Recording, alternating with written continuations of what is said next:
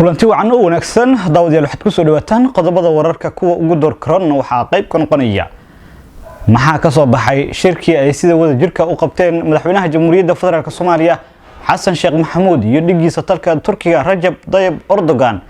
saddex qodob oo muhiim u ah dawladda federaalka Soomaaliya oo shirkaasi ka soo baxay ayaan kula wadaagi doonaa saaxiibayaal dhinaca kalena qodobada kale waxa qayb ka noqonaya dawladda federaalka Soomaaliya oo wada hadal la furaysa kooxda Al-Shabaab maxaa xilligan ku soo aadiyay in kooxda Al-Shabaab ay wada hadal la sameeyso dawladda federaalka Soomaaliya iyadoo sidoo kale shirkii ugu horeeyay ee u dhaxeeya dawladda federaalka Soomaaliya iyo kooxda Al-Shabaab uu ka dhici doono dalka Qatar gaar ahaan caasimadiisa Doha waxaan rabaa xilliga la qabanayo iyo sidoo kale ujeedada ugu weyn ay ka leedahay dawladda federaalka Soomaaliya inay haatan wada hadal toos ay la yeelato dawladda ama kooxdaasi Al-Shabaab iyo sidoo kale Al-Shabaab oo wada hadalkaasi ku xirtay shuruudo waaweyn oo la filayo inay ka soo baxdo dawladda federaalka Soomaaliya qodobadaas iyo sidoo kale qodobo kale oo markaas inagu soo kordho ayaan saaxiibayaal muuqaalkan idinku wadaagi doonaa balse xogtaas iyo sidoo kale macluumaad dheeraad ah oo arintaasi ku saabsan intaan kula wadaagin hadii ay tahay markii ugu horeysan soo boqoto fadlan YouTube-keena subscribe saar oo gambalka furo ka mid noqo saaxiibadan ugu xiran oo aan halkan markasta ugu baahino wararkii ugu dambeeyay arrimaha Soomaalida iyo caalamka muuqaalkana like saar maxay yihiin qodobadii ka soo baxay shirkii ay sida wada jirka u qabteen madaxweynaha jamhuuriyadda federaalka Soomaaliya Xasan Sheekh Maxamuud iyo dhigiisa dalkaas iyo Turkiga Rajab Tayyip Erdogan saddex qodob oo muhiim u ah dawladda federaalka Soomaaliya oo ay shirkaasi ka soo saartay dawladda Turkiga oo markaas ugu horeeyo madaxweynaha dalkaasi Rajab Tayyip Erdogan madaxweynaha jamhuuriyadda federaalka Soomaaliya ayaa saacadii ugu dambeeyay waxa uu ku sugnaa dalkaasi Turkiga isagoo markaasi kulamo kala duwan la qaatay madaxda ugu sareysa dalkaasi Turkiga ugu horeeyo madaxweynaha dalkaasi Rajab Tayyip Erdogan madaxweynuhu ayaana halkaasi isagoo oo markaasi garabkiisa u taagan yahay dhigiisa Rajab Tayyip Erdogan halkaasi waxay ku qabteen shir jaraa'id oo ay la wadaageen dhammaan warbaahinta maxalliga ay ka howlgasha gudaha dalkaasi Turkiga qodobada ay isla afgarteen ayna soo bandhigeen madaxweynayaasha waxa qayb ka noqonaya in dawladda Turkiga markaasi ay Soomaaliya ka hirgeliso macnaha goob laga tuuro dayax gacmeedka waxa ayna markaasi dawladda federaalka Soomaaliya rajeynaysa in dayax gacmeedkii ugu horeeyay goob Soomaaliya markaasi ku yeesha oo in yaani dayax gacmeedka laga saamiyo in dawladda Turkiga ay markaasi ka hirgelinayso heshiiskaasna ayaa ah heshiisyada qaybka ka ah markaasi oo ay wada galeen madaxweynaha jamhuuriyadda federaalka Soomaaliya Xasan Sheekh Maxamuud waxaana la filayaa in heshiiskaasi uu wax badan Soomaaliya markaasi ka bari doono qodobada kale oo markaasi ay wada gaareen Erdogan iyo sidoo kale Xasan Sheekh Maxamuud waxa iyaduna qayb ka ah heshiiskii horaantii sanadkan bilowgiisii ee 2025 ay wada gaareen dawladaha Turkiga iyo sidoo kale dawladda federaalka Soomaaliya kaasi oo ah in Soomaaliya markaasi laga hirgelin doono qodista shidaalka oo meel xasaasi ah maraya waxaana dawladda Turkiga ay markaasi dalka Turkiga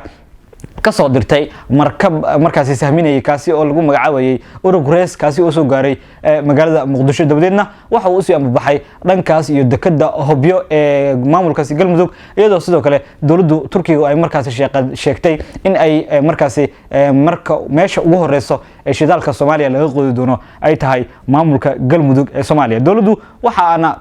heshiisyadaasi ayay qayb ka heed oo madaxweynaha jamhuuriyadda federaalka Soomaaliya Turkiga ayuu waxa uu la saxiixday in shidaalkii ugu horeeyay Soomaaliya laga qodo in markaasi laga qodo maamulka Galmudug ee Soomaaliya dawladda federaalka Soomaaliya dhinaca kale heshiisyada Turkiga ay la gashay waxa kamid ah in sanadka ugu horeeya shidaalka markaasi la soo saaraya 95%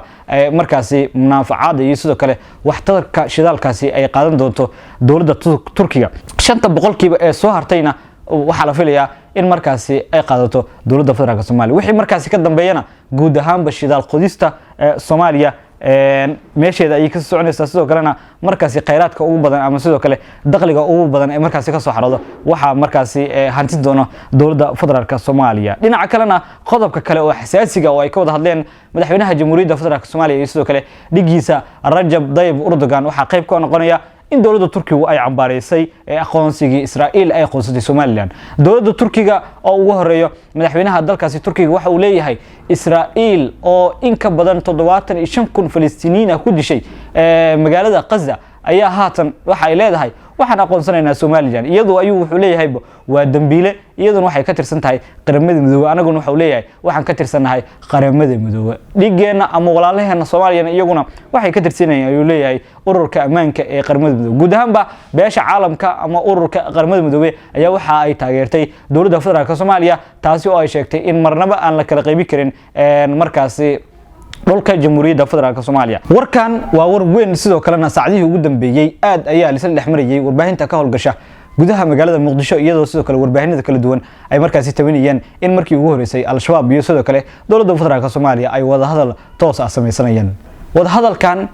oo la filayo inuu dhaxmaro dawladda federaalka Soomaaliya sidoo kale al-shabaab waxa markaasi garwadeen ka noqonaya ayaa la leeyahay dawladda dadkaasi iyo qadar sanadka cusub markii la gaarana sanadka 2026 ayaa la filayaa in bishiisii labaad ee February shir xasaasi ah oo ka dhaco caasimadda dalkaasi qadar ee Doha sidoo kale wararku waxa ay sheegayaan in ay ogolaadeen kooxda al-shabaab in ay aqoonsadaan dawladnimada Soomaaliya iyo sidoo kale xuduudaha dalalka ila leedahay ayaa la leeyahay waa sida wararka iyo sidoo kale macluumaadka aan helayno ay warinayaan wareejinta sidoo kale ciidanka xoogga dalka ayaa lagu soo waramayaa dhankooda waxa la leeyahay al-shabaab iyaduna waxa ay sheegtay in dawladdu markaasi laga siin doono xilal waaweyn sidoo kalena ciidamadooda la qorsheenayo in la qarameeyo oo ay dawladdu tababaro heer caalami ah u fidiso sidoo kalena lagu daro ayaa la leeyahay qaybaha ay ka kooban yihiin ciidamada qalabka sida ee uu dalku leeyahay markaasi waana wararkii ugu horeeyay ee soo taraya kaasi oo saacadihii ugu dambeeyay baraha bulshada si weyn saddex mariyay kaasi oo ahaa in taariikhda abid markii ugu horeysay al-shabaab iyo sidoo kale dawladda federaalka Soomaaliya ay wada xaajo toos ah sameyn doonaan ilaa iyo haatan ma jiro war rasmi ah oo ku saabsan oo macnaha shirkaasi ay yeelan doonaan labada dhinac kaasi oo marka ka soo yeeray kooxdaasi iyo sidoo kale al-shabaab iyo sidoo kale ciidanka ama markaasi dawladda federaalka Soomaaliya waa war sidoo kale suuqa ku jira oo saacadihii ugu dambeeyay markaasi la isla dhexmariyay shacabka Soomaaliyeed ayaa waxa ay sheegeen in haddii shirkaasi markaasi ay yeeshaan dawladda federaalka Soomaaliya sidoo kale kooxda al-shabaab xal waara markaasi laga gaari doono guud ahaanba xaaladda siyaasadeed iyo sidoo kale markasta dagaalkii sanado badan markaasi u dhaxeeyay ayaa la leeyahay ciidanka dawladda federaalka Soomaaliya ee kooxda al-shabaab shacabka Soomaaliyeedna waxa la filayaa inay gaaraan guulo waaweyn markaasi oo isku tashtaan maadaama markaasi dawladdu kooxdii ay dagaalka kula jirtay al-shabaab ay leeyahay in dawladda federaalka Soomaaliya ay markaasi heshiis wada gaaraan sidoo kalena dalku uu gaaro horumaro kala duwan maxaa kaaga baxay in shirkani haatan isoo taraya kaasi oo ay yeelan doonaan sidoo kale dawladda iyo sidoo kale kooxda al-shabaab iyo sidoo kale qodobadii muhiimka ah ee Turkigu oo markaasi la gaaray dawladda federaalka Soomaaliya wixii fikirkaaga qaybta hoose ee faaladana warbaad ku maasantahay daawashada sidoo kale jaanqaadka wararkeena mahadsanid daawade